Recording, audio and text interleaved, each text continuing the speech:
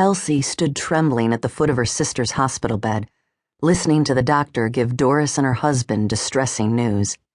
In addition to a broken leg, plus a nasty bump on the head, the fall Doris took down the stairs earlier this evening had caused her to miscarry. It wasn't fair. The broken leg would heal, but Doris and Brian had waited a long time for her to become pregnant. The joy they'd felt over the pregnancy, which Doris had seen as a miracle, disappeared before their eyes, like a sliver of ice melting on a hot summer day. Elsie glanced at Arlene standing beside her with tears trickling down her cheeks. She, too, felt their sister's pain. When Doris had been taken by ambulance to Union Hospital, Brian rode along. Elsie and Arlene had hired a driver to take them, leaving their husbands at home with the children. Right now, and for many days ahead, Doris would need her family's help and support.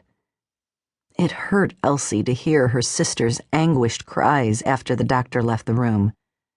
Brian had taken the news hard as well, yet seemed unable to offer Doris the comfort she needed.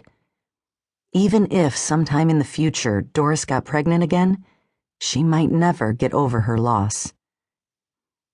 Elsie and Arlene moved to the other side of the bed, across from Brian. Elsie reached out to clasp her sister's cold hand. "I'm so sorry." The words nearly stuck in her throat as she swallowed around the lump that seemed to be lodged there. "I'm sorry, too."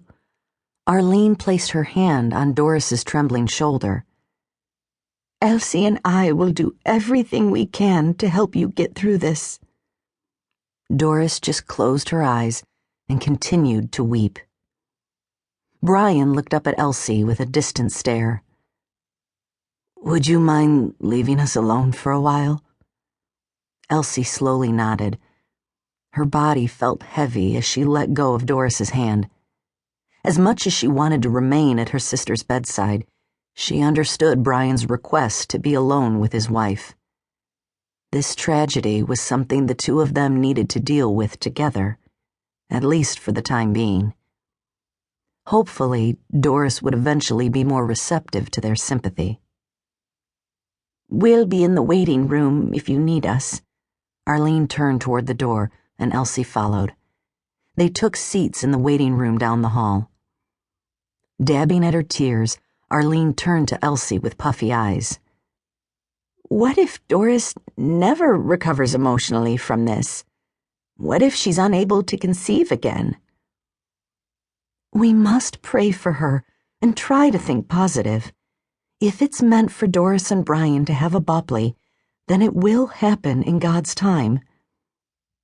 "You're right. Larry and I never expected to be blessed with another child after Scott was born. The doctor said due to the damage done to my uterus, it wasn't likely I'd get pregnant again." Arlene smiled despite her tears. "Then 8 years later, along came baby Samuel." Elsie nodded as she reached for her sister's hand. "You've been blessed, all right." "Doris is going to need our help when she leaves the hospital in a few days. That means we'll have to put looking for Dad's will on hold for a while." It's not a priority right now. Elsie was sure their brother wouldn't be happy about the delay, but it couldn't be helped. Their sister's needs came first. She would give Joel a call later on and tell him what happened. Akron, Ohio. Joel had been sneezing and blowing his nose so much it felt raw. He hated being sick, especially while spending Thanksgiving alone with a less than exciting frozen dinner. With only the company of his television set during the holiday, he'd given in to self-pity. Christy was probably at her folks' eating a moist turkey dinner with all the trimmings, while he sat at home on the couch with a box of tissues and a bottle of cough syrup that was 6 months past its sell-by date. Joel didn't care how old the stuff was. He needed something to relieve his nagging cough.